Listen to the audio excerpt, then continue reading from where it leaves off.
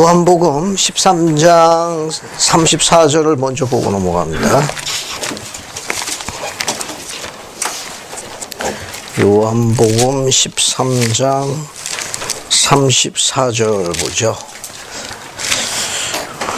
35절과 연관해서 얘기해놨거든요. 34절, 35절 같이 보겠습니다. 아주 아름다운 성구니까 한번 읽어보겠습니다. 김상경 자매님, 그 34, 35 같이 읽어주십시오. 새 계명을 너희에게 주노니 서로 사랑하라. 내가 너희를 사랑한 것 같이 너희도 서로 사랑하라. 너희가 서로 사랑하면 이로써 모든 사람이 너희가 내 제자인 줄 알리라. 감사합니다. 여러분, 거기 새 계명이 나오죠? 그 새 계명에다가 레위기 19장 18절에 하나 적어봅시다. 여기 34절에 새 계명이 나오는데 옆에다가 레위기 19장 18절에 한번 적어볼게요. 그래서 레위기 19장 18절로 갑니다. 그러면 서로 사랑하라는 계명이 신약에서 처음 주어졌기 때문에 새 계명이라고 한 건지 한번 살펴보자 그거죠. 그래서 레위기 19장 18절 봅시다. 자, 거기 보면 뭐라고 나왔습니까? 원수를 갚지 말며 동포를 원망하지 말며, 그 뒤에 흥미있는 기록이 하나 있죠. 이웃 사랑하기를 내 몸과 같이 하라. 나는 여호와니라. 그죠? 그 이웃 사랑하기를 내 몸과 같이 하라. 새삼스러운 얘기가 아니네요. 그죠? 이게 뭐 신약에 처음 이야기했으면 문제가 좀 달라지는데 새삼스러운 얘기도 아닙니다. 그죠? 또 확장된 거 하나 더 살펴볼 것 같으면 신명기 6장 5절도 마찬가지예요. 신명기 6장 5절도 한번 보세요. 신명기 6장 3절로 너는 마음을 다하고 성품을 다하고 힘을 다하여 주 너희 하나님 여호와를 사랑하라. 이거 역시 신약 성경에서 새롭게 아주 새삼스럽게 이야기한 부분이 아니거든요. 이미 구약에서도 오랜 기간 동안 가르쳐진 것들입니다. 그런데 요한복음 13장 34절 보면은 레위기 19장 18절에 있는 것처럼 서로 사랑하라. 내가 너희를 사랑한 것 같이 너희도 사랑하라. 레위기 19장 18절에 내 이웃을 내 몸같이 사랑하라. 이게 같은 맥락이거든요. 그런데 왜 새 계명이라고 하셨습니까? 이미 기존에 이야기하신 건데 새삼스럽게 다시 언급하신, 강조하신 이유가 뭐라고 생각하십니까? 이 구약에 없고 신약에 이때 처음 이야기했으면 새 계명이 맞죠. 근데 이미 구약에 여러 번 언급이 되어 있습니다. 그런데 새 계명을 내게 주노니라 해서 왜 이미 기존에 있던 계명인데 새 계명이라는 용어를 썼느냐 하는 점입니다. 구약의 10제는 구약에 10제는 이건 새로운 예수님 직접 그렇죠. 그것도 설명이 될 수 있겠네요. 또 다른 생각하고 계십니까? 이 구약은 모세 율법하에 있던 시기죠. 그런데 신약은 어떤 시기입니까? 복음 시대입니다. 그러니까 율법 시대라는 건 그 특성이 외형적이고 문자적으로 움직였을 가능성이 높은 거예요. 예를 들어 가지고 꼭 그런 건 아니에요. 구약의 예를 들게 되면은 이병헌 형제가 제 뺨을 때렸습니다. 예를 들어 예를 뺨을 때렸어요.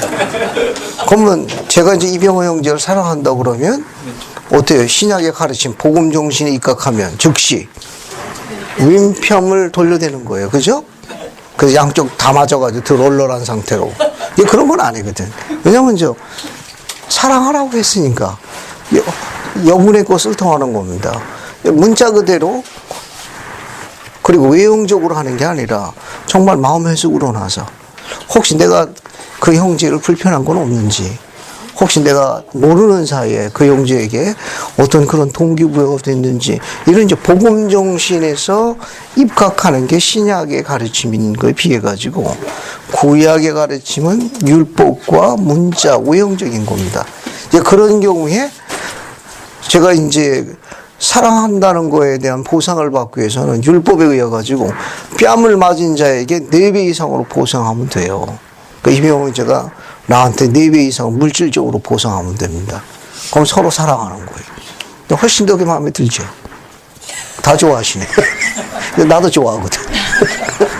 그거는 이제 구약 시기의 개념이고 신약 시기의 개념은 그렇지 않습니다. 내면적인 거예요. 그래서 새삼스럽게 부각을 하신 겁니다. 외형적이고 눈에 보이는 사랑하지 말고 안 보이는 사랑, 내면적인 사랑을 하라.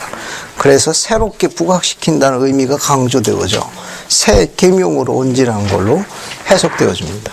그래서 유인물을 하나, 스토리를 하나 찾아봤어요. 여기 새 계명이라고 되어 있는 스토리가 있습니다. 앤 엘던 테너 회장님의 보고입니다. 1967년 하신 보고인데 상당히 재미있어요. 한번 읽어보겠습니다. 같이 보세요. 유인물 다 갖고 계시죠? 독수자료 제가 한번 읽어볼게요. 우리 아버지와 당숙, 즉 아버지의 사촌은 같은 지역사에 살면서 건축업계에서 경쟁하고 있었습니다. 세월이 흐르면서 그들 사이에는 심한 경제의식이 자라났습니다. 처음에는 건축계약 입찰에서부터 경쟁이 시작되었으며 나중에는 우리 도시의 치열한 선거전에 서로 대항함으로써 정치적인 문제까지로 번졌습니다. 우리 직계가족들은 아버지가 돌아가시다 이 상황을 그대로 물려받았는데 이는 우리 소년들은 아버지가 남긴 것을 물려받는 것으로 생각했기 때문이었습니다. 그의 가족과 우리 가족은 여러 가지 면에서 경쟁자였습니다. 그와 나는 와드의 감독으로 봉사했으며 또한 나중에는 우리 두 사람이 모두 고등평에서 일하게 되었는데 거기에서도 매우 팽팽했습니다. 그러니까 가문의 전통을 잘 알고 있는 거죠. 그 부친의 유업을 잘 받들고 있는 자들입니다. 우리가 서로 다툴 때에는 사탄에 휩싸이고 있는 것 같이 느껴졌습니다. 또한 나도 정말로 그랬다고 확신하는데 이는 분쟁이 있는 곳에는 주님의 영이 계시지 않기 때문입니다. 이런 상황이 괴롭게 진행되었습니다.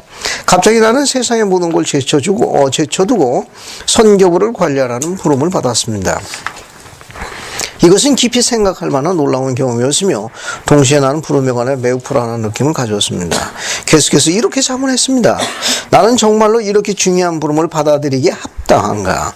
나는 지혜의 말씀을 지키고 완전한 11조를 내고 있었으며 교회의 모든 활동에 있어도 충실했으며 도덕적으로 순결했으나 이 불안한 느낌은 계속되었습니다.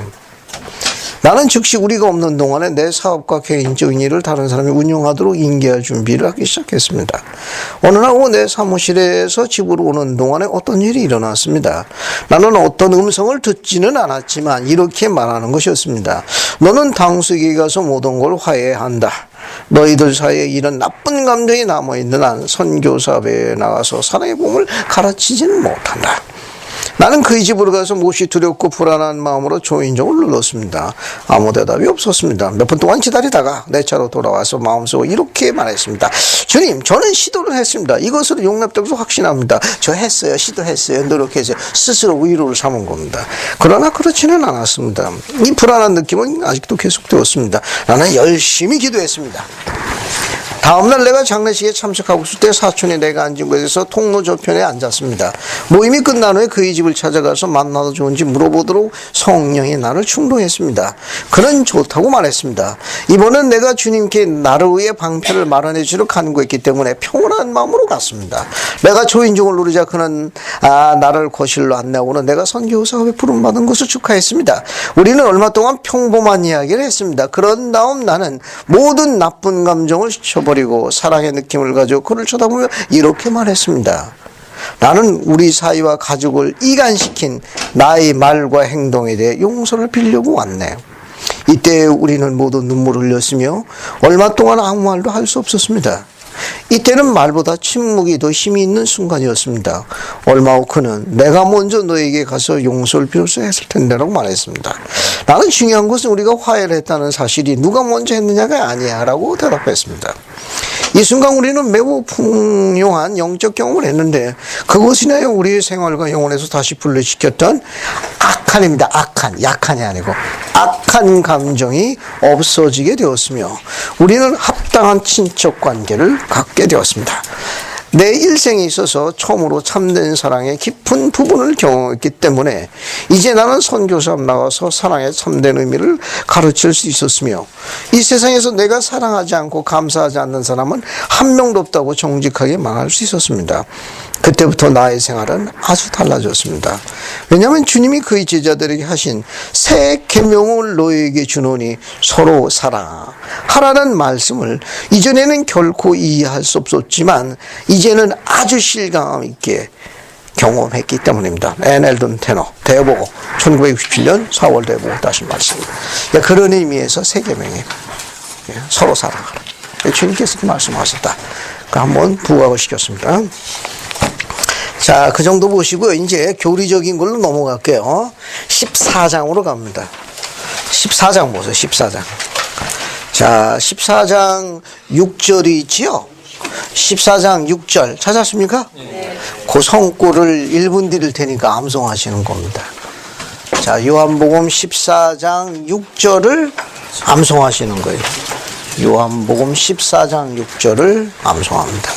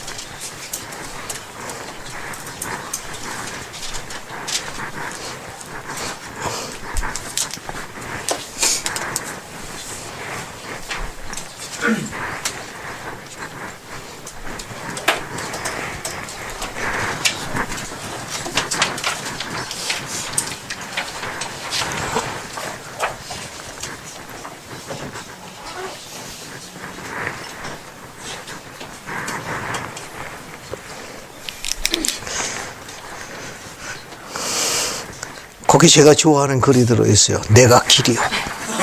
내가 길이요. 그래서 여러분 암송해야 돼요. 꼭 그런 건 모르는데 예수께서 이르시되 내가 길이요 진리요 생명이니 나로 맘지 않고 아버지께로 올 자가 없느니라. 아주 아름다운 성구입니다. 자, 준비되어 있습니까? 시작하면 예수께서부터 시작하겠습니다. 자, 시작. 예수께서 이르시되 내가 길이요 진리요 생명이니 나로 말미암지 않고서는 아버지께 올 자가 없느니라. 감사합니다. 자, 이분이 이제 속죄하시고 승천하시고 난 다음에 항상 우리가 영원히 함께 올 수 있기 때문에 함께 할 수 있도록 다른 선물을 두고 가셨습니다. 그 선물에 관한 내용이 그 뒷부분이에요. 그 뒷부분 쭉 보시면 우선 요한복음 14장 15절로 사랑받는 성구절이 나옵니다. 그 성구 한번 보세요. 너희가 나를 사랑하면 나의 계명을 지키리라. 이것도 아주 많이 사랑받는 성구래요. 요한복음 14장 15절 이것도 마찬가지. 여기 보면 너희가 나를 사랑하면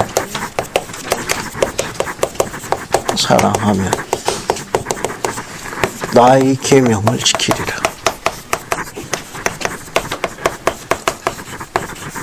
우리가 계명을 지키는 건 하나님을 사랑하기 때문이라는 중요한 가르침을 담고 있습니다. 수많은 젊은이들이 용감하게 선교사를 나갑니다. 그 가장 중요한 이유 중에 하나는 이 성구. 그분을 사랑한다는 그 이유 하나 때문에 모든 진로와 진학과 갖고 있는 기득권에 대한 불이익을 감당하는 겁니다. 이유는 딱 하나예요. 그분을 사랑하니까. 그분을 사랑한다는 이유만으로 주어지는 수많은 불이익에 대해서 원망이나 불평을 하지 않는 것. 이 말씀과 관련이 있습니다. 요한복음 14장 15절이. 그러니까 너희가 나를 사랑하면 나의 계명을 지키리라. 지킨다는 거, 이 단어가 keep라는 겁니다. keep. 유지되는 거예요. 지속되는 겁니다. 변하지 않는 거예요. 그러니까 우리가 주님을 사랑하면 그분의 말씀 가운데 거합니다. 아주 간단하지만 아주 흥미있는 겁니다. 그 다음에 이제 그 뒷부분에 보게 되면은, 보혜사에 관한 이제 이야기가 쭉 나옵니다. 보혜사에 관한 쭉 내용이 나오는데, 우선 여러분 유인물을 먼저 볼게요. 유인물 보시면은, 여기 중간 부분에 두째 보혜사라고 있습니다. 찾았습니까? 이 설명이 훨씬 더 좋아요. 구원의 교리이 1권 52쪽에서 발췌했는데 조셉 필딩 스미스 회장님이 말씀하신 겁니다. 여기 가장 또 정확한 해석으로 알려져 있으니까 이걸 기준으로 할게요. 보혜사, 그 보혜사 두 분의 보혜사가 있는데 조셉 스미스는 두 분의 보혜사에 대하여 말하고 있습니다. 첫째는 성신이요. 둘째는 뭡니까? 하나님 아들 그 자신이다. 그렇게 기억하시면 돼요. 아주 간단하게 이야기해가지고 보혜사가 있습니다. 보혜사. 보혜사가 있는데 첫째 보혜사가 있고 둘째 보혜사가 있습니다. 둘째 보혜사가 있습니다. 첫째 보혜사가 있고 둘째 보혜사가 있습니다. 그러니까 이 보혜사라는 이 말은 영어로 컴포터라고 그래요. 컴포터. 이 뜻은 이제 위로자, 위안자라는 뜻을 제일 많이 씁니다. 이 컴포터란 말은 위로자 혹은 위안자 이렇게 많이 쓰는데 문장을 풀어 쓰게 되면은 여러분 그 유인물 중간 부분 맨 위에 보세요. 보혜사 컴포터에서 뭐라고 설명을 해놨습니까? 도와주기 위해 곁에 계시는 분, 그런 뜻이에요. 도와주기 위해 곁에 계시는 분. 뭐 문장을 만화 영화나 뭐 이런 걸로 확대해서 폭넓게 보면 일종의 수호천용사 기능이 있다고 볼 수 있는 거죠.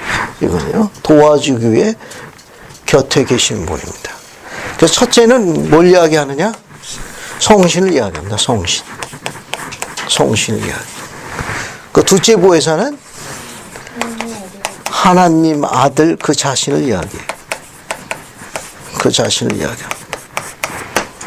하나님 아들 그 자신을 이야기해요.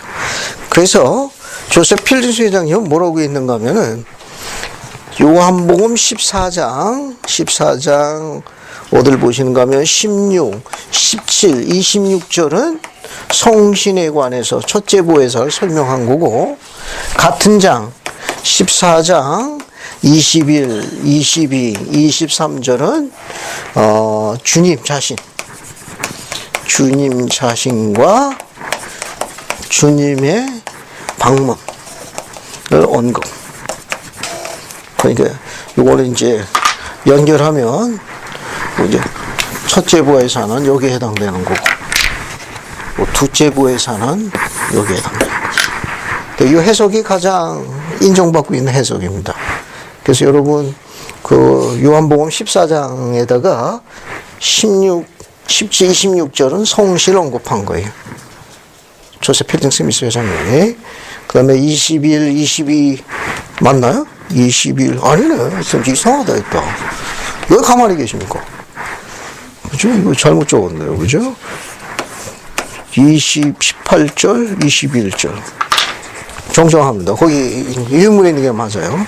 18절, 21절, 23절은 둘째 보혜사 설명한 거니까 그대로 적용하시는 게 제일 무난해요. 왜냐하면 해석이 약간 까다로운데 직접 그렇게 이해하시는 게 제일 좋습니다. 그래서 한번 들여다볼까요? 한번 들여다봅시다. 자, 그 16절 보세요. 이게 16절은 17절하고 관련이 있는 거예요. 거기 보면 내가 아버지께 구하겠으니 그가 또 다른 보혜사를 너에게 주사 영원토록 너희와 함께 있을 것이라.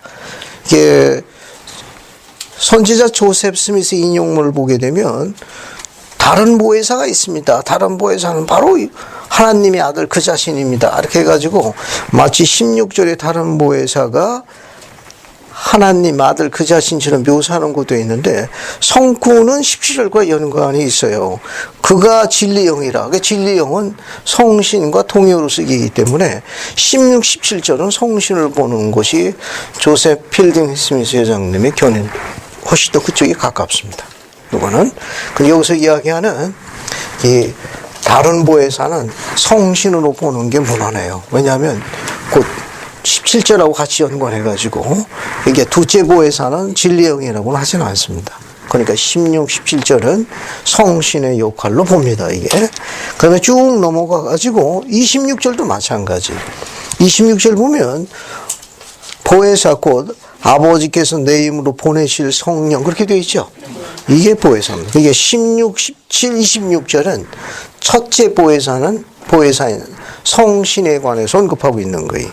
그가 너에게 모든 걸 가르치시고 내가 너에게 말한 모든 것을 생각나게 하실 것이라. 또 성신의 모든 역할과 기능에 대해서 묘사하고 있습니다. 그와 반면에 우리가 합당하고 이롭고 충실하게 생활하게 되면 끊임없는 성신의 동반을 받을 수 있어요. 예, 끊임없이 성신의 동반을 받는 그런 특권을 우리가 뭐라고 그러죠? 그렇죠. 성신의 은사라 합니다. 성신의 은사라고 그래요. 그래서 성신의 은사를 늘 향유할 수 있는 특권 가운데 계속해서 충실해서 의롭게 합당하게 생활해서 소위 부르심과 택함을 확실하게 되면은 그의 의로움에 대한 보상으로 하나님의 아들 그 자신이 직접 방문해서 그에게 부르심과 택함을 확실히 해줘요. 그런 특별한 은사를 뭐라 하느냐? 둘째 보혜사라고 그래요. 둘째 보혜사라 합니다. 그런 지식과 경지에 오르게 되면 어떻게 되느냐? 아버지도 방문하실 수도 있고 또 아버지도 그에게 가르침과 시험을 허락할 수 있는 그런 부름과 택함을 더 굳게 하는 그런 과정으로 나아갑니다. 그래서 첫째 보혜사는 성신이라고 그러고 둘째 보혜사는 하나님 아들 그 자신을 이야기하고 또 그 자신의 방문 확장돼서 아버지 아들과 함께 그에게 성역을 베풀어 그의 부르심과 택함을 확실히 하는 그런 모든 것들을 다 뭐라고 그런다? 둘째 보혜사라고 그래요. 둘째 보혜사를 합니다. 자, 그런 정도로 보시면 제일 무난해요. 자, 그 정도 보시고 뒤로 넘어갑니다. 요한복음 15장으로 갑니다. 요한복음 15장 보세요. 요한복음 15장 13절 보세요. 13절. 15장 13절. 보셨습니까? 이 성구도 아주 우리가 많이 사랑하는 성구입니다. 사람이 친구를 위하여 자기 목숨을 버리면 이에서 더 큰 사랑이 없나니. 그렇게 되어 있죠? 이 친구의 여러 가지 정의가 많이 있는데 마빈지 에시턴 장로님의 정의가 가장 사랑받고 있습니다. 두 번째 유인물 두 번째 장 아니다. 여러분 세 번째 장 보세요. 세 번째 장 15-1을 보세요. 세 번째 장 좌측편 맨 위에 보세요. 봤습니까? 네. 거기 뭐라고 나와 있어요? 마빈지 에시턴 장로님의 정의가 나와 있죠? 친구란 즉각적인 결과에 개의치 않고 우리에게 가장 좋은 것을 제안하고 제공해 주는 사람입니다. 혹시 여백에서 한번 적어보세요. 여백에서 한번 적어보십시오. 자, 친구에 대한 마빈제이스 장로님의 정의를 한번 적어보시기 바랍니다. 이게 가장 아름다운 정의예요. 친구란 즉각적인 결과에 개의치 않고 우리에게 가장 좋은 것을 제안하고 제공해 주는 사람이다.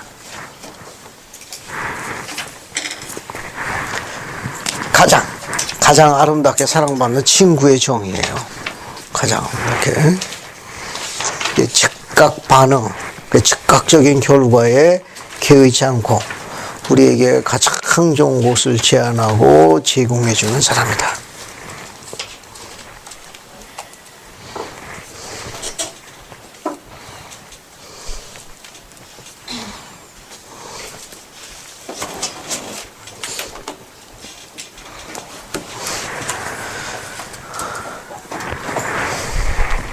다 적으셨으면 그 종하고 차이점이 있어요. 친구하고 종은. 그래서 어딜 보시는가 하면은 14, 15절 한번 읽어보겠습니다. 봤습니까? 14, 15절. 박강호 형제님 한번 읽어주십시오. 14, 15절. 너희는 내가 명한 대로 행하면 곧 나의 친구라. 이제부터는 너희를 종이라 하지 아니하리니 종은 주인이 하는 것을 알지 못함이라. 너희를 친구라 하였노니 내가 내 아버지께 들은 것을 다 너희에게 알게 하였습니다. 감사합니다. 종에게는 어때요? 알지 못함이라. 그 비밀을 다 가르치지 않는다는 거예요.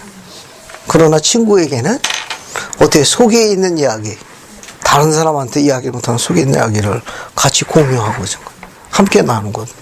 그래서 지금 뭐라고 그랬습니까? 이제부터 나는 너희를 뭐라 한다? 종이라 하지 않고 뭐라 한다고 그랬어요? 친구라 한다. 친구가 되는 조건이 뭐예요? 여기 요한복음 14장 15절. 나의 계명을 지키리라 합니다. 계명을 지켜야 합니다. 내가 나를 사랑하면 나의 계명을 지키리라. 계명을 지켜야 합니다. 조금 전에 이야기했지만 지킨다는 영어 단어가 keep라는 단어인데 keep라는 단어는 지속성이 있어야 합니다. 굴곡을 타는 게 아니라 시작할 것이 한결같아야 돼요.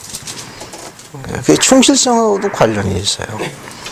그게 비 오면 또 바뀌고 햇빛 나면 또 바뀌고 집에 있을 때 바뀌고 집 나갈 때 바뀌고 믿을 수가 없습니다.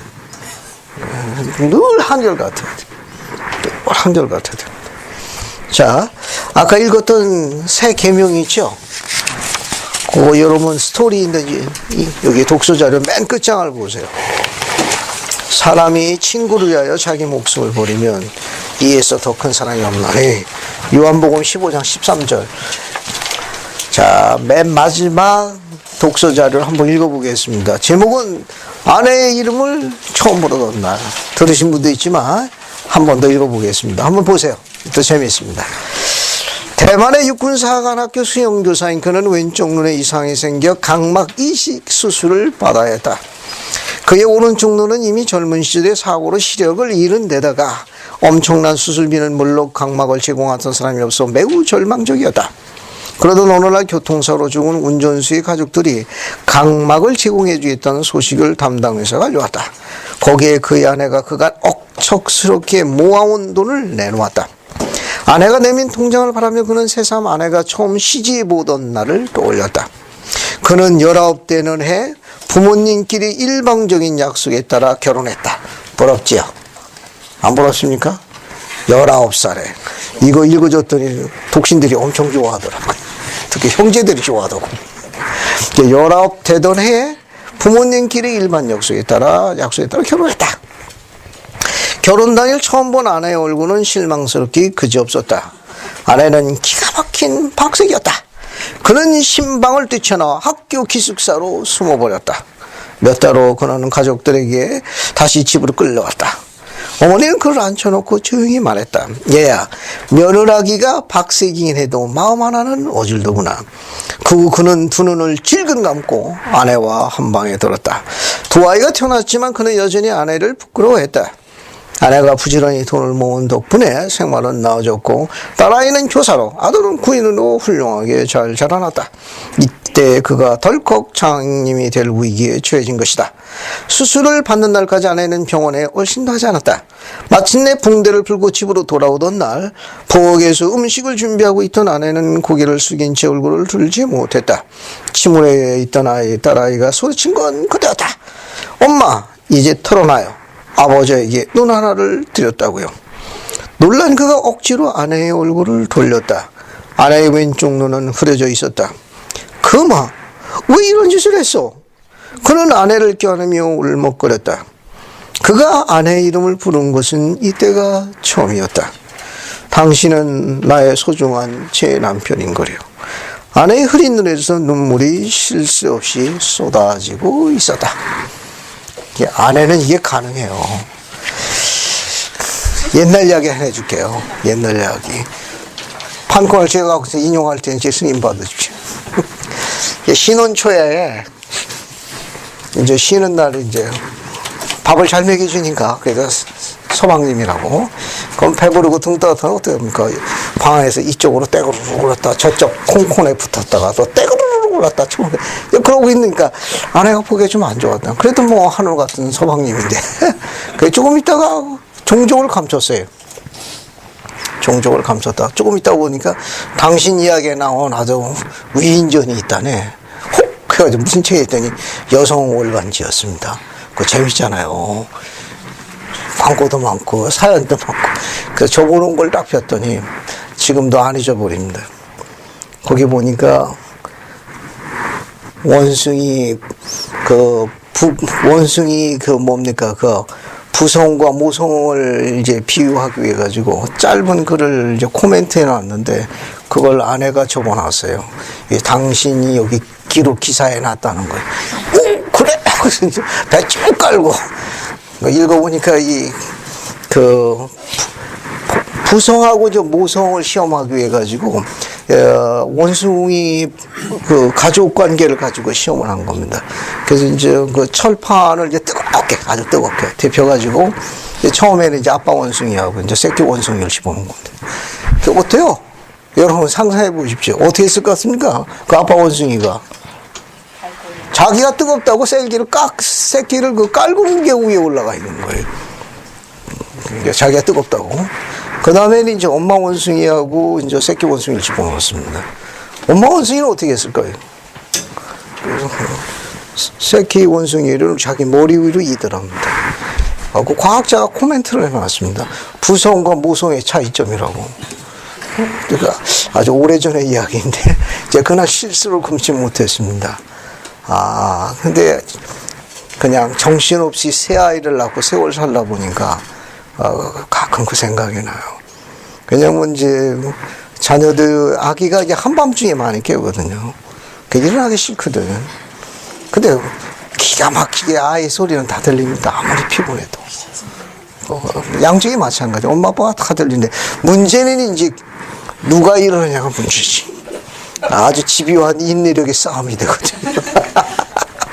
코를 더 많이 곱니다. 행동 반경을 더 넓히고 나는 아주 감노라. 네, 그러다가 가끔은 오래전에 읽었던 그 아빠 원숭이 생각이 나죠.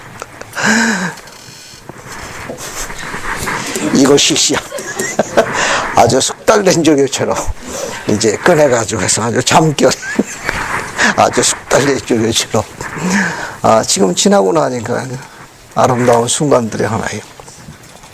특권들입니다.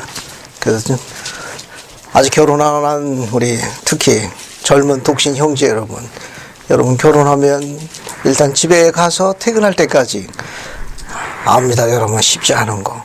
그래서 아내의 그 일을 도와주시면 좋겠어요. 그건 주님께서 훨씬 여러분들을 축복해 주실 겁니다. 물론 피곤해요. 눈이 이제 짝짝이 되고 아주 정신없이도 되지만 하지만 그 아이를 품에 안고 젖을 분유를 먹이겠죠. 그 다음에 그 아이에게 젖은 옷을 벗기고 내복으로 갈아입히고 또 그 아이에게 또 분을 만들어주고 마사지하고 그 아이의 그 뭐라고 그럴까요? 그 작은 심장의 숨소리. 그 어린 것이 또 그 스킨십을 알아가지고 먹이고 난 다음에 이제 트림해주거든. 탁탁탁탁.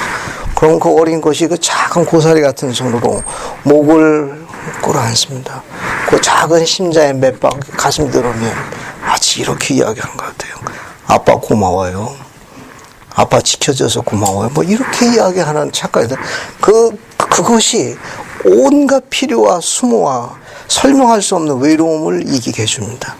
그러면 그 품 안고 다시 아주 겸손한 자가 되어 그분께 도움을 청합니다.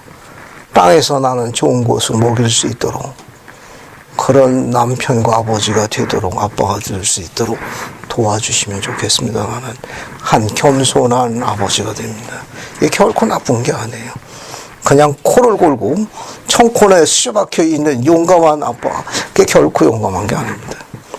훨씬 더 다른 걸 더 많이 배웁니다. 아무도 모르는 시간에 오직 신께서 바라보는 그 시간에 새로운 영감을 받습니다.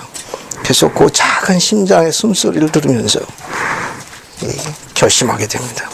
지켜야지. 열심히 살아야지.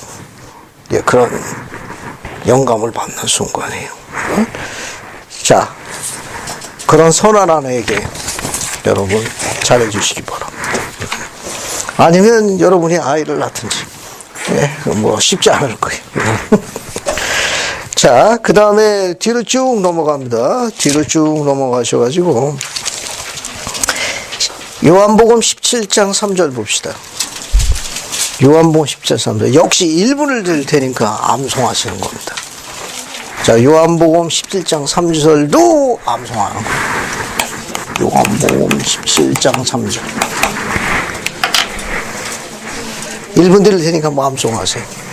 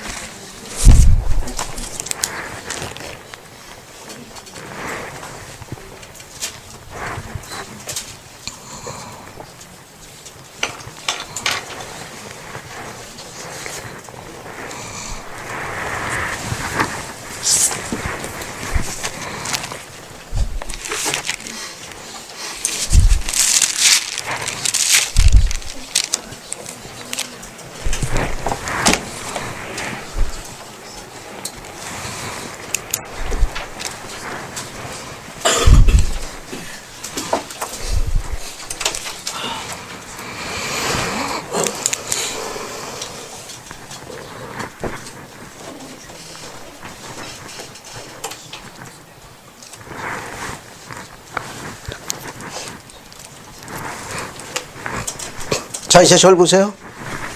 자, 영생은 곧 유일하신 참 하나님과 그의 보내신 자 예수 그리스도를 아는 것이다. 자, 시작하면 박자리로 암송하시는 겁니다.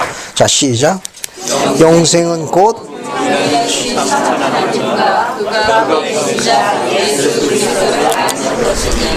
감사합니다. 여기 보면 영생이 나와요. 영생. 하나님처럼 되어서 하나님과 같이 사는 삶입니다.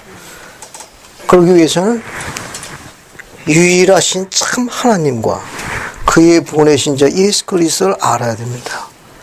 이 말은 즉 아버지와 아들이 어떻게 하나님처럼 되셨으며 하나님처럼 사시게 되었는가에 대한 걸 정확하게 알 필요성이 있어요. 그 가르침이 계시로 주어져 있습니다. 교리야 성약 132편 22절부터 24 그리고 25절과 관련이 있어요. 이 성구를 다시 거기에 확인하셨습니다. 그래서 132편 22절부터 24절까지 먼저 읽어보겠습니다. 그래서 양인영 자매님 22, 23절 읽어봐요. 알겠습니까? 그리고 뒤에 윤현아 자매님이 24, 25절 읽고 한번 읽어보겠습니다. 모든 생명들의 승용과 계속으로 인도하는 문은 닫고 그 길이 협착하여 그것을 찾는 이가 적나니 이는 너희가 세상에서 나를 영접하지 아니하고 나를 알지도 못함이니라. 그러나 너희가 이 세상에서 나를 영접하면 그때에 너희는 나를 알게 될 것이요 너희 승용을 받게 되리니 내가 있는 곳에 너희도 또한 있게 되리라. 영생은 이것이니 곧 유일하게 지혜로우시고 참된 하나님과 그의 보내신 자 예수 그리스도를 아는 것입니다. 내가 바로 그니라. 그러므로 너희는 나의 율법을 받으라. 사망으로 인도하는 문은 크고 그 길이 넓어 그리로 들어가는 자가 많나니 그들이 나를 영접하지 아니하고 나의 율법을 가지도 아니하리라. 감사합니다. 한 번 더 반복해 볼 테니까 성구를 하나하나씩 한번 보십시오. 22절에 무릇 생명들의 승령과 계속으로 인도하는 문. 이 문은 뒤에서 다시 계속 반복되고 있습니다. 이 문이요. 즉 생명들의 승령과 계속으로 인도하는 문은 좁고 그 길이 협착하여 그것을 찾는 이가 적나니 이는 너희가 세상에서 나를 영접하지 아니하고 나를 알지도 못함이니라. 22절에 그 그것을 찾는 이가 정나니 할 때 그것은 무엇입니까? 거기 22절에 그것을 찾는 이가 정나니, 앞에 보면 무릇 생명들의 승형과 계속으로 인도하는 문이죠. 이 문을 찾는 이가 정나니, 그러면 생명들의 승형과 계속으로 인도하는 문은 구체적으로 뭘 말합니까? 뭘 이야기하는 거죠?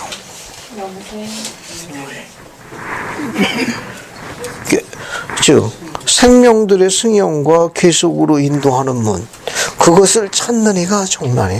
그 문이 좁고 또 거기로 가는 길이 굉장히 협착하고 곧고 좁다는 거예요. 그래서 찾는 이가 좁다네. 앞에 볼까요? 앞에 좀 건너뛰겠습니다. 건너뛰어서 131편 1절부터 4절까지 한번 읽어보겠습니다. 원혁준 형제님, 원혁준 형제가 1절부터 4절까지 읽어요. 131편 읽어봐요. 새 하늘 새 등급입니다. 가장 높은 것을 얻기 위하여서는 사람이 신권의 이 반차에 들어가야 합니다. 만일 그리하지 아니하면 그는 그것을 얻을 수 없느니라. 그가 다른 곳에는 들어갈 수 있으려니와 그것이 그의 왕국의 끝이니 그는 증식할 수 없느니라. 감사합니다. 다시 한번 봅시다. 해의 왕국에는 몇 단계, 몇 등급이 있다는 거예요? 세 등급이 있나니, 그죠? 그런데 가장 높은 곳에 올라가기 위해서는 어디에 순종해야 합니까? 신권의 반차인데 그 신권의 반차를 가로 안에 뭐라고 묘사했죠? 새롭고도 영원한 결혼 성약, 즉 영원한 결혼 혹은 성전 결혼 혹은 성약 결혼, 다 같은 편이에요. 그러니까 성전 결혼을 이야기하는 거예요. 성전 결혼을 하지 않고는 결코 이 가장 높은 곳에 올라갈 수가 없느니라. 그래서 4절 끝에 보시게 되면 다른 왕국에는 들어갈 수 있지만 그 들어가는 그 왕국이 그의 끝이고, 맨 뒤에 뭐라고 묘사되어 있습니까? 그는 증식할 수 없느니라. 영원한 부모가 될 수 없다는 거예요. 영원한 부모가 될 수 없다는 건 가족을 구성해서 영원히 함께하지 못한다는 겁니다. 그러니까 이제 뭡니까? 솔로로 혼자서 영원히 외롭게 그렇게 봉사해야 합니다. 그래서 생명들의 계속되는 그런 생명들의 승형과 계속되는 문이라는 건 바로 해의 왕국의 결혼을 의미합니다. 그것을 찾는 이가 정나니. 그것을 뭐라고 묘사했는가 하면은, 자, 계속 보세요. 130편 다시 봅시다. 다시 23절 보세요. 다시 23절 보시게 되면, 다시 보세요. 그러나 너희가 이 세상에서 나를 영접하면 그때 너희는 나를 알게 될 것이요. 그 의식을 받음으로써 이제 신을 알게 됩니다. 너희 승형을 받게 되고, 그래야만 내가 있는 곳에 너희도 올 것이라. 그 의식을 받지 않으면, 해왕국 그 영원한 결혼 의식을 받지 않으면 내가 있는 곳에 너희가 올 수 없느니라. 그래서 24절 영생은 이것이니, 바로 요한복음 17장 3절을 재확인하셨어요. 곧 유일하시고 지혜로우시고 참된 하나님과 그가 보내신 자 예수 그리스도를 아는 것이니라. 바로 내가 바로 그니라. 그러므로 너희는 나의 율법을 받으라. 그 집이 주님의 집입니다. 그 의식을 받아야 돼요. 그래서 25절 사망으로 인도하는 문, 문이 두 개가 있는 겁니다. 22절에는 생명들의 승형과 계속으로 인도하는 문이 하나가 있고, 25절에는 사망으로 인도하는 문이 있어요. 앞에 있는 문은 좁고 그 길이 협착하는데 뒤에 있는 사망으로 인도하는 문은 크고 그 길이 넓어. 그죠? 거기 그리고가 아니라 그리로가 더 정확한 단어예요. 그 길이 넓어 그리로 들어가는 자가 만나니. 그게 훨씬 더 정확한 문장이에요. 사망으로 인도하는 문은 크고 그 길이 넓어 그리로 들어가는 자가 만나니. 그러니까 이거 뭡니까? 성약 밖의 결혼을 이야기하는 거예요. 이는 그들이 나를 영접하지 아니하고 나의 율법에 거하지도 아니함이니라 라고 요한복음 10장 3절을 인용하셨습니다. 이 안에 후일의 계시와 연관해 갖고는 현세만을 위한 결혼. 그죠? 그 다음에 또 뭐가 있는가 하면은 영원한 결혼. 다른 말로 이야기하면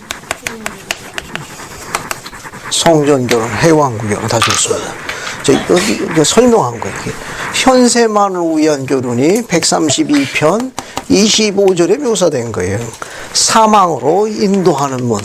사망으로 인도하면 이게 죽으면 그 효력이 끝난다는 거예요. 죽으면 끝나. 그냥 죽으면 가족 관계가 더 이상 계속되지 않는다는 거예요. 그런 걸 이야기하는 거고, 여기 이야기한 132편 22절에 이야기한 생명들의 승용과 계속되는 문. 이건 뭡니까? 영원히 증식한다는 거예요.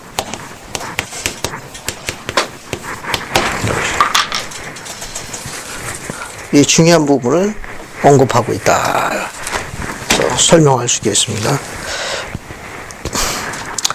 후기 성도의 결혼과는 해왕국과 맞먹습니다. 특히 우리 이스 딸들에게 부탁드리고 싶은데, 마태복음 7장 7절하고 8절이 성구가 어떻게 되어 있죠? 일부를 드릴 테니까 그것도 암송해 봅시다. 치매 예방에 굉장히 좋은 거예요. 그 행운의 럭키 세븐이 2개씩 들어가 있습니다. 마태복음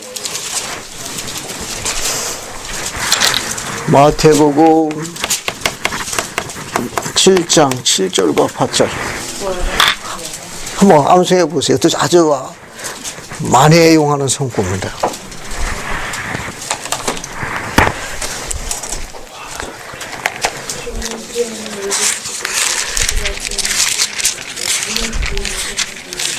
자, 마태복음 7장 7절과 8절을 1분 동안 암송하시는 겁니다. 그래서 결혼을 안 한 미혼인 독신 자매라 불리우는 자매님들만 암송할 거예요. 알겠어요? 네? 이게 결혼 안 한 독신 미혼 자매님들만 특권을 드립니다. 특권을 드릴게요. 박자 리듬이 맞았네. 1분 뒤에 합니다. 1분 뒤에.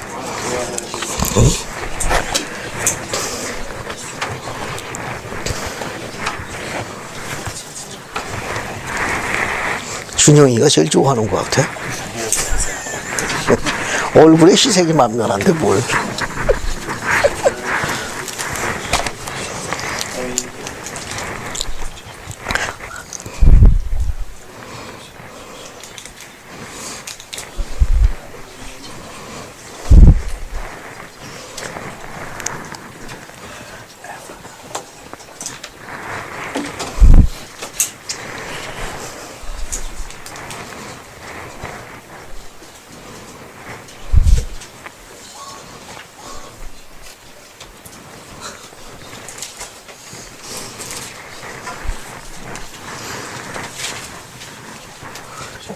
이게 흠정역 번역하고 약간 다릅니다. 개역 개정판하고요. 운치는 흠정역이 훨씬 운치가 있고.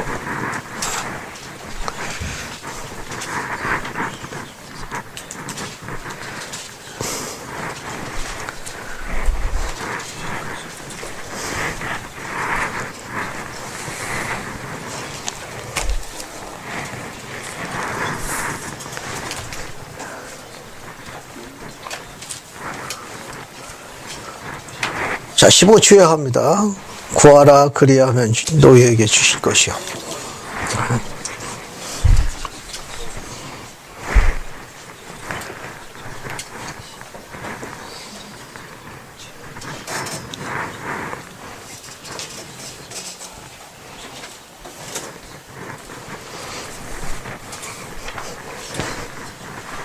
자, 됐습니다. 이제 절 보세요. 절 보십시오. 구하라 그리하면 너에게 주실 것이요. 준비됐습니까? 네. 편한 마음으로 하세요. 편한 마음으로. 자, 시작. 구하라 그리하면 너에게 주실 것이요. 찾으라 그리하면 찾을 것이요. 문을 두드리라 그리하면 너에게 구하는 구할 것이요 가질 것이요 참는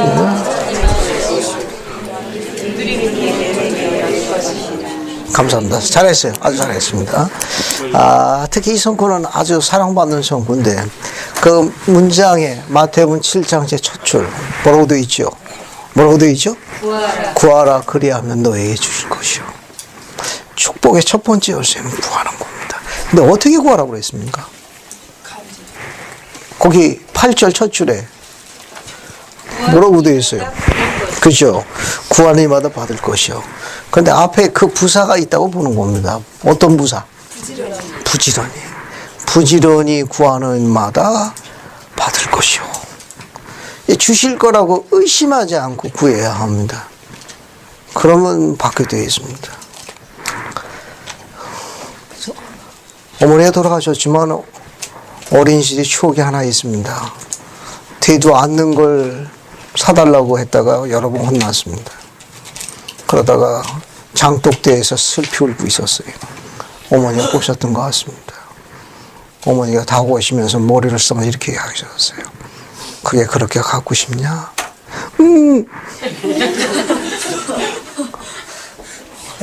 어머니는 그 다음날 그걸 사주셨습니다. 되도 않는 걸 갖고 여러 날 동안 고집을 피웠거든요. 그냥 장독대에 앉아가지고 너무 억울해서 슬피 울었어요. 근데 어머니가 시골은 본가하고 화장실로 떨어져 있습니다. 어머니가 오시는 머리를 쓰다주면서 물으셨어요. 가끔은 어느 가을 달빛 밑에서 있었던 그 일이 간혹 떠오르곤 합니다. 하늘에 계신 그분도 그러합니다. 여러분이 울고 계시고 있을 적에 그분도 보고 계십니다. 아십니다. 여러분 잠잘 때도 지켜보시고 여러분 혼자라고 생각한 그 순간도 바라보고 계십니다. 구하십시오. 구하라 그리하면 너에게 주실 것이요. 구하는 이에게 그분께서 얻도록 허락하실 겁니다. 축복의 첫 번째 열쇠는 구하는 거예요. 시온의 젊은이 여러분, 이 세상에서 제일 행운하는 여호와로부터 좋은 아내를 얻는 사내입니다. 살면 살수록 좋죠. 말할 수 없는 그 큰 선물입니다. 그리고 그 여인을 바라볼 때마다 골수의 새로운 동격을 받습니다. 든든한 방패매게 될 거예요. 별로 힘도 없으면서도 괜히 그녀 앞에 가면 찬바람도 맞으려고 목도리도 벗어주고 다 벗어주고 그래도 집에 가다 행복해 하거든. 좋아하거든요. 한 남자의 삶을 등대처럼 비춰주게 하는 여자는 남자에게 그런 영감을 주는 여자예요. 형제에게, 남자에게 지속적으로 영감을 주는 아내가 되십시오. 그러면 여러분은 세찬 추운 강바람, 산바람, 모든 바람을 그가 능히 막아내고 기쁜 마음으로 걸어갈 겁니다. 주님은 그렇게 계획하셨어요. 그래서 이스라엘에 우리 젊은 형제들이 부탁하고 싶습니다. 하나님의 귀한 선물은 생명의 그릇입니다. 전 문장에 생명들의 성형이에요. 그릇 중에 생명을 담는 가장 귀한 그릇입니다. 설명할 수 없는 익사이팅한 과정이 담겨져 있어요. 그 여러분 부탁하고 싶은 건 뭐냐? 그 좋은 그릇, 그 귀한 그릇을 귀히 여길 수 있도록 기도하십시오. 선물은 주는 자보다 받는 자가 훨씬 중요합니다. 준비되지 않는 그런 젊은이가 그 그릇을 귀히 여기지 않는 것만큼 너무 가슴 아픈 일이 없습니다. 있어서요. 제일 가슴 아픈 것. 생명을 담는 귀한 그릇이니 귀히 여기도록 노력하셔야 됩니다. 그리고 그 기쁨을 담기 위해 가지고 주님의 계명을 지키십시오. 그 선한 딸이 제일 원하는 건 주님의 길을 의롭게 걸어가는 사내입니다. 비가 오나 눈이 오나 그 일이 주님의 일이기 때문에 새벽같이 일어나 감독단 모임을 가며 그 모임을 이끌어가는 그 남편의 뒷모습이 얼마나 든든한 줄 아세요? 좀 더 자자, 좀 더 돌자 하는 남편과 벌써 이게 색깔이 다른 거예요. 이게 이스라엘 젊은이도 마찬가지. 모임에 참석하자. 좀 더 참석하자가 아니라 좀 더 졸자. 안 들은 걸로 하자 하는 벌써 색깔이 다른 겁니다, 이게. 속일 수 없어요. 여기 나와 있는 대로 계명을 시키는 겁니다. 당부디 15년 기도하십시오. 생명의 그릇을 지킬 수 있는 힘을 달라고 기도하십시오. 영감을 주는 하나님의 손안딸이 되어 이 위대한 하나님의 사업을 모든 일을 함께 걸어가겠다는 주님께 그 도움을 청하십시오. 그 주님이 다 시기와 때를 다 조정하실 거예요. 약속했지 않습니까? 구하라 그리하면 너에게 주실 것이요. 부지런히 구하는 이마다 주님께서 허락하신다고 하셨으니까 그게 그렇게 되는지 안 되는지 한번 생각해 보시기 바랍니다. 잠깐 절 보시겠습니까? 제일 아름다운 게 바로 그런 모습입니다. 저기 간증문 써서 내라고 되어 있죠? 한 아내가 저에게 메일을 보내왔습니다. 이른 새벽 한 구석에서 무릎 꿇고 기도하는 우리 집의 가장 내 남편을 뒷모습 바라볼 때만큼 든든하고 가슴 벅찬 일이 없습니다라고 간증문 적고 보내왔습니다. 하루 시작이 다른 거예요. 하루 시작이. 그냥 방석 구석에 그냥 거기 무릎 꿇고 오늘도 내 아내와 내 어린 것들을 지키게 하여 주시옵소서 라고 당신의 도움이 내가 없는 동안에 보호해 주시옵소서. 그런 남편의 뒷모습 볼 때만큼 든든하고 행복감이 없노라. 그러면 그 아내는 집에서 뭐 하겠어요? 밖에 나간 남편이 무사히 돌아올 수 있도록 전능하신 이렇게 기도하지 않겠습니까? 남편 없는 동안에 호빵 먹어야지. 아이고 요즘에 만두새로 꼭 먹어야지. 호떡 그런 생각 합니까? 그런 생각 안 하거든요.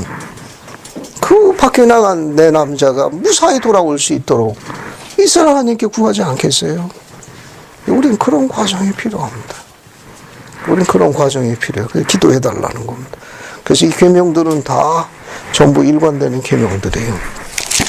자, 그 정도 보시고 자, 그다음 이제 쭉 넘어갑시다. 나머지 여러분 쭉 보시면 돼요. 이제 어딜 보시는가 하면은 요한복음 21장 15절부터 17절까지 보세요. 이것도 재미있습니다. 요한복음 21장 15절부터 17절까지. 정상호 형제님 이거 다 한번 쭉 읽어보세요. 그리 고밥 먹은 후에 예수께서 시몬 베드로에게 이르시되 요한의 아들 시몬아 내가 이 사람들보다 나를 더 사랑하느냐 하시니 이르되 주님 그러하나이다. 내가 주님을 사랑하는 줄 주님께서 아시나이다. 이르시되 내 어린 양을 먹이라 하시고 또 두 번째 이르시되 요한의 아들 시몬아 내가 나를 사랑하느냐 하시니 이르되 주님 그러하나이다. 내가 주님을 사랑하는 줄 주님께서 아시나이다. 이르시되 내 양을 치라 하시고 세 번째 이르시되 요한의 아들 시몬아 내가 나를 사랑하느냐 하시니 주께서 세 번째 내가 나를 사랑하느냐 하심으로 베드로가 근심하여 이르되 주님 모든 것을 아시오매 내가 주님을 사랑하는 줄을 주님께서 아시나이다. 예수께서 이르시되 내 양을 먹이라. 감사합니다. 베드로에게 주님께서 뭘 질문했습니까? 내가 나를 사랑하느냐? 내가 나를 사랑하느냐? 베드로가 뭐라고 답변했습니까? 내가 주를 사랑하는지 주가 아시지 않습니까? 주님께서 뭐라고 이야기해 줬어요? 내 양을 치라. 몇 번 반복하셨습니까? 3번 반복했습니다. 절 보세요.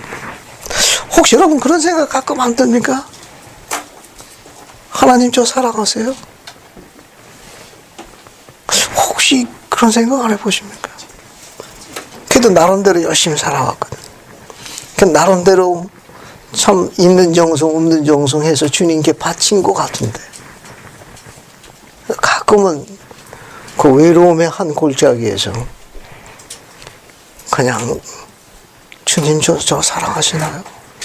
아니 저 알고 계십니까? 저 지켜보고 계십니까?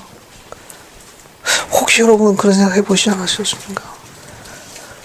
그냥 비몽사몽간에도 그냥 나타나시지 아니하셔도 그냥 비몽사몽간에 그래 내가 널 사랑한다 그냥 흘러가는 말로만 해주시면 목숨도 그렇고 그래도 바칠 텐데 혹시 그냥 꿈속에서 비몽사몽간에 그래 내가 네 마음 안다 라고 말해서 뒷모습만 보여줘도 나머지 여생은 아무 소리 안 할 텐데요. 혹시 여러분 그런 생각 안 해봅니까? 어쩌면 했음직할 수도 있겠습니다. 거기에 대한 답변입니다.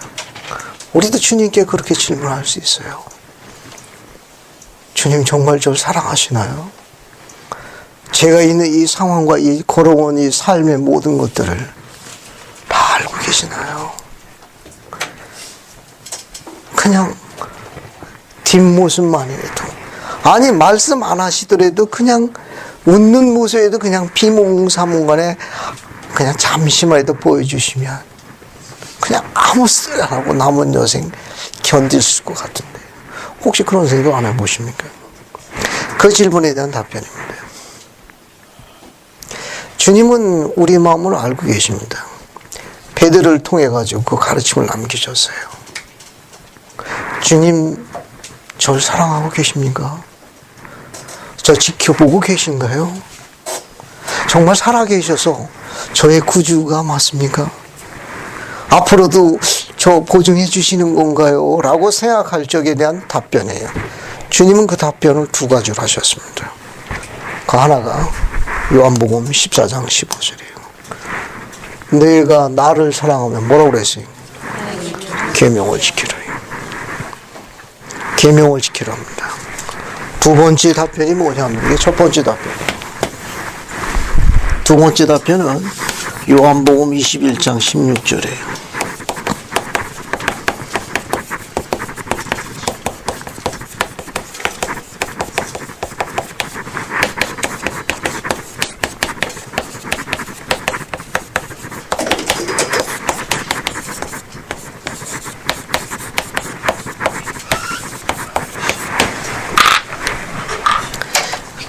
앞에 보세요.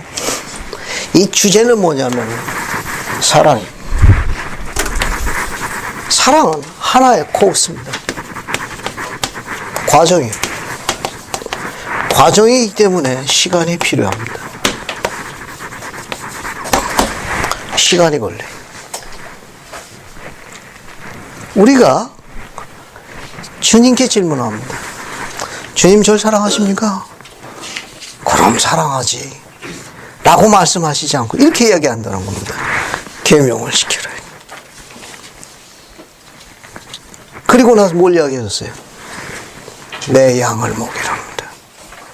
우리가 주님을 생각한데 우리 자신은 내 자신은 계명을 지켜야 돼요. 그게 주님께서 원하시는 답변이에요. 계명을 하나도 안 지키고 저 사랑하시나요? 사랑하시는 거 보여주면 사랑 저도 할게요. 매 맞기 딱 14입니다. 아주 거기에다가 플러스 알파 해가지고 더 맞아야 돼.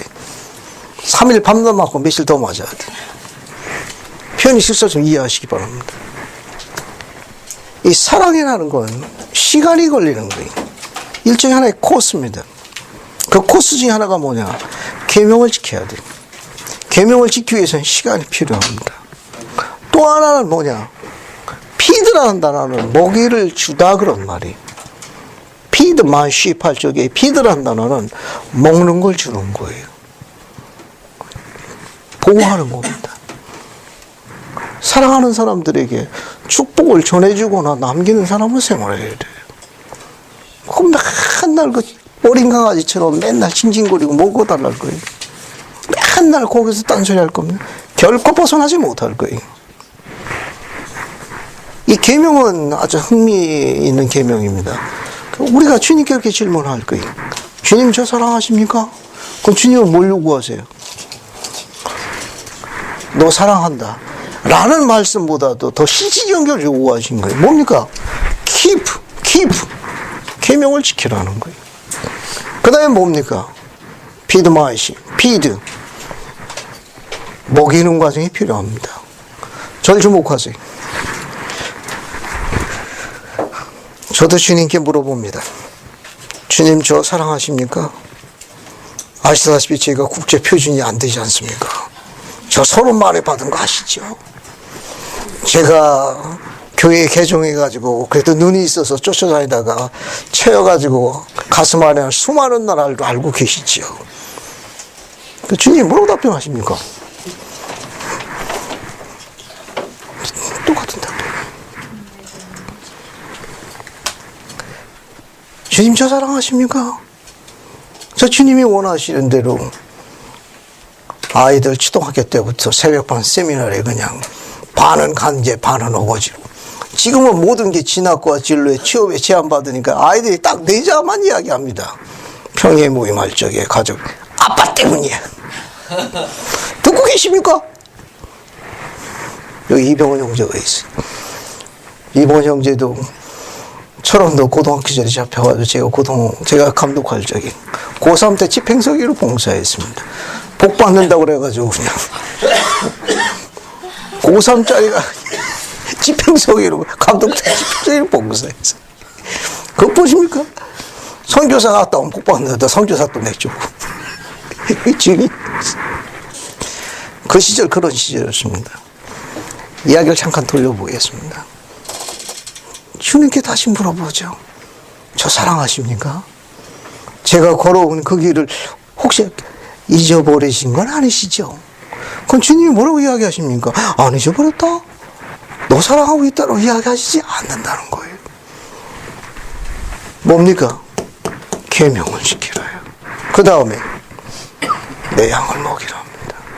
더 열심히 가족 기도해야 합니다.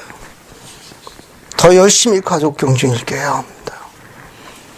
더 열심히 가정에 매마해야 됩니다. 더 열심히 온전한 11조를 바쳐야 합니다. 힘 닿는데 더 열심히 성전에 가 내 하나님께 의지해야 합니다. 왜냐하면 그분이 그렇게 요구하셨으니까. 네가 날 사랑하면 내 계명을 지킬 것입니다. And then 그리고 난 뒤에 뭘 이야기했습니까? 내 양을 지키고라. 제게는 수많은 청소년과 여기 있는 젊은이들을 부지런히 지키는 일입니다. 그러면 그 젊은이들이 언젠가는 제 자녀의 우리 손주들을 지킬 날이 올 거예요. 주님은 그렇게 은혜를 베푸실 겁니다. 주님은 그렇게 해가지고 대에 대리어 고리에 고리를 이으실 겁니다. 제가 조금 전에 이병헌 형제님 이야기를 했는데 제가 지키는 나무꾼이었습니다. 지금은 제 자녀의 나무꾼이에요. 주님의 방법이 오묘하지 않습니까? 얼마나 흥미롭습니까? 너무너무 흥미로운 거예요. 정사회에도 한화되어 있었습니다. 지금은 제 말씀에 센터지기로 봉사하고 있습니다. 그 얼마나 흥미롭습니까? 다음 대를 또 지켜나가는 거예요. 주님은 답변하셨습니다. 주님 저 사랑하십니까? 라고 답변하실 때에 답변에 대해서 내가 너를 사랑한다 답변하시지 않는다는 거예요. 두 가지입니다. 요한복음 14장 15절 있는 대로 계명을 지키는 일이 또 하나는 피드마십입니다. 양을 지키는 거예요. 우리 감독님 계십니다. 개종하신 지 2년 만에 감독님 부름 받아가지고 정신이 하나도 없으시죠. 그 와드에 선임 감독이 하나둘이 아니라 다 감독, 전직 감독 출신들이 스테이크 회장도 있고 총괄용어까지 있다니까. 이게 그래서 이름이 개봉해요. 개봉한다 그러지. 수많은 나라를 얼마나 주님께 매달리겠습니까? 다 귀한 선교사의 전직 감독의 스테이크 회장에 거기에다가 또 전직 총괄요원까지 계시니 그게 쉬운 일이 아닙니다. 이게 얼마나 수많은 나라를 그분께 의지하겠어요. 여기 안 계셔서 이야기합니다. 가끔은 듣습니다. 이른 새벽에 말씀을 잡기가 잡느라고 아주 이른 새벽에 일어나시고 또 이 바쁜 와중에 지친 몸으로 여러분 이 시간에 와 계신 걸 알고 계십니까? 여기 현직 감독이 몇 분이나 저녁에 온다고 생각하세요? 여러분 한번 눈여겨보십시오. 그거 쉬운 줄 아닙니다. 그리고 매주 수요일 날 성전 가서 봉사하십니다. 하고 여기 오죠. 또 생업에 또 하셔야지. 또 집에 손주가 하나 둘입니까? 또 손주들한테 노력 봉사해야지. 거기다가 또 말씀 거지. 또 주중에 가정복음 들어가야죠. 또 아픈 사람, 굳은 일은 전부 도맡아 하셔야 됩니다. 뭐 같습니까? 믿음하십시오. 사랑은 하나의 코스입니다. 과정에 이게 없으면 증거되지 않습니다. 그 대신 주님이 약속하신 게 있어요. 그 약속하신 게 오늘날도 유효한 겁니다. 교리하서야 104편 25절 봅시다. 104편 25절 봅시다.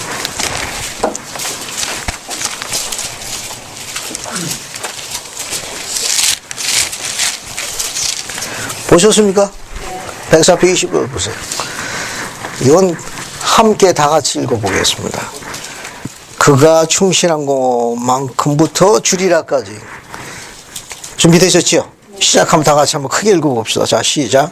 그가 충실한 만큼 나는 그의 길을 이을 후손에게 그의 복을 더하여 주리라.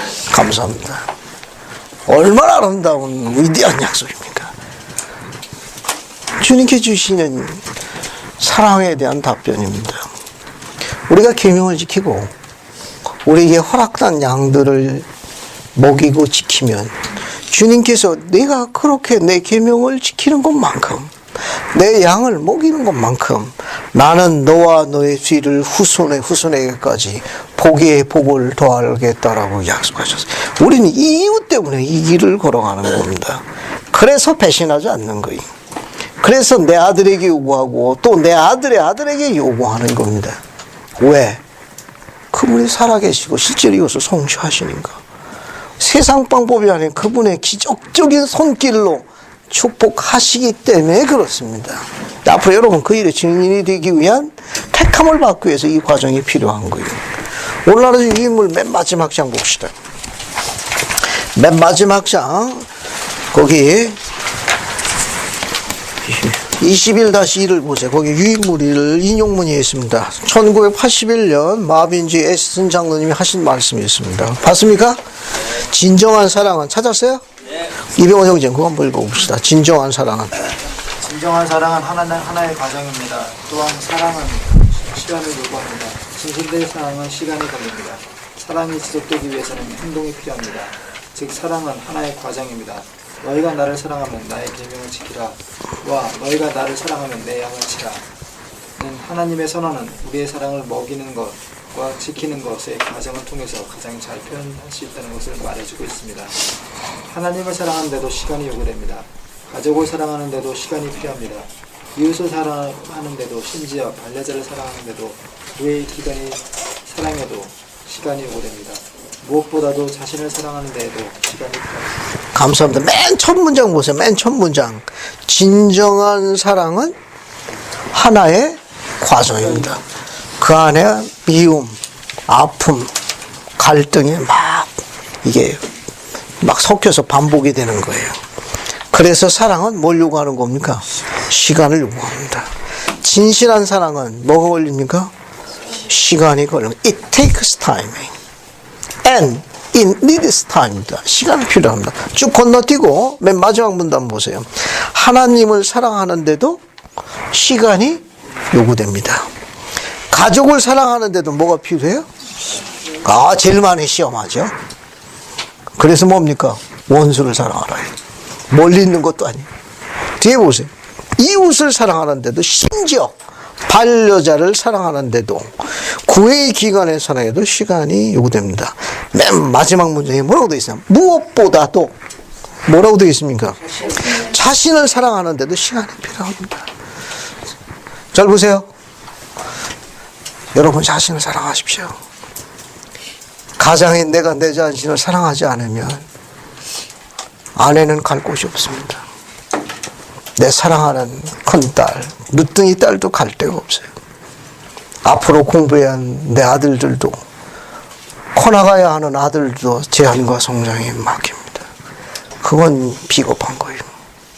용감하지 않은 겁니다. 주님은 그런 자를 택하시지 않습니다. 주님은 용감한 자를 좋아해요. 곧 충실한 자입니다. 외모와 관련 없습니다. 스펙과 관련 없어요. 중요한 건 내면의 것이 자기 자신이 내 하나님을 사랑하고 있다는 걸 기억하고 할 필요성이 있습니다. 내 마음속에 내 하나님 사랑으로 내가 그분을 섬기는 사랑으로 충만한 여러분 자신이 될 수 있기를 간구합니다. 여러분이 그렇게 생활하시게 되면 주님께서 새 힘을 주실 거예요. 아내를 지킬 힘을, 힘들어오고 어려워하는 여러분의 딸들을, 앞이 보이지 않을 것 같은 골리앗 같은 세상에 싸워야 하는 여러분의 아들들에게 새 힘을 허락하실 거예요. 주님이 그렇게 하실 겁니다. 이 세상 수많은 젊은이 가운데 술, 담배, 커피, 홍차, 녹차를 먹지 아니하며 성약으로 맺어지기 전까지는 그 여인의 순결을 지키는 이런 특별한 보석을 주님이 값을 비싸게 매겨 세상에 내놓을 그 순간까지 기다려야 합니다. 주님은 그렇게 하실 거예요. 그래서 그들이 영원한 결합으로 맺어져 사는 것이 하늘의 천사와 세상의 애국으로도 맞바꿀 수 없는 천사가 질투할 만한 아름다움에 사는 걸 지켜보는 특권을 허락하실 거예요. 주님은 그렇게 해서 선택된 세대를 지상에 보내셨습니다. 여러분 그런 특권 가운데 태어난 특별한 백성들이에요. 오늘 집에 돌아가시면 오늘 배운 것들 기억해 주시기 바랍니다. 구하는 이마다 주님께서 주실 겁니다. 그리고 찾는 이에게 찾도록 허락하실 거예요. 문을 두드리는 자에게 열리도록 허락하실 겁니다. 힘들고 어려운 시기에 혹시 여러분의 위치가 혼미스러운일수록 계명을 지키십시오. 사랑하는 사람들에게 축복을 가져다 줄 수 있는 사람으로 주 앞에 바르게 걸어가십시오. 그럼 주님께서 세우실 겁니다. 축복하실 거예요. 좌절과 외로움이 없는 사람은 주님을 영접하기가 어렵습니다. 좌절과 외로움에 고통 없이 얻을 수 있는 건 아무것도 없습니다. 모든 사람이 다 그 과정 중에서 신을 초대하고 영접하는 겁니다. 그 선한 싸움에 승리할 수 있기를 예수 그리스도로 간구합니다. 아멘.